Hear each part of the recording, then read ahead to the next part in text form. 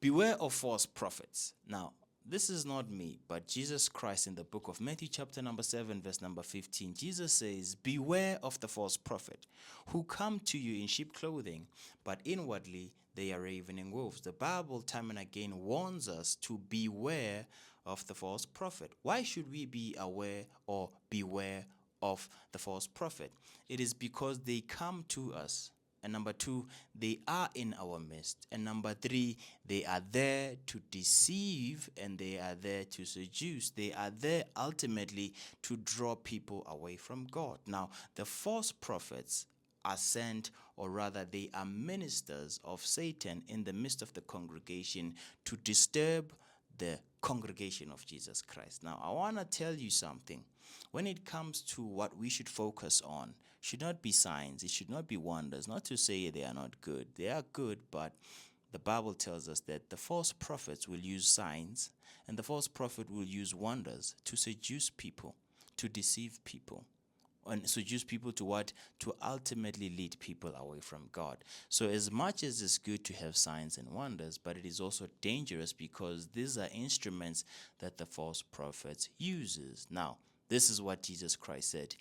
Beware of the false prophet.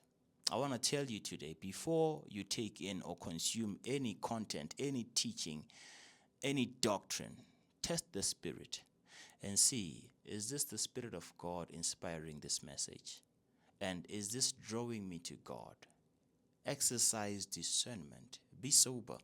Be vigilant. Why? Because the enemy, as a roaring lion, walks around seeking whom he may devour. Now, when it comes to this, Jesus warned time and again in the book of Matthew chapter 7, in the book of Matthew chapter number 24, Paul, Peter, they warn about this because it is a very dangerous minister or ministry that draws the people of God away from God. This has been happening in the Old Testament and it also happens in the New Testament, and sadly it still happens in our time where we have people in our midst that draw people away from God rather than drawing people towards God.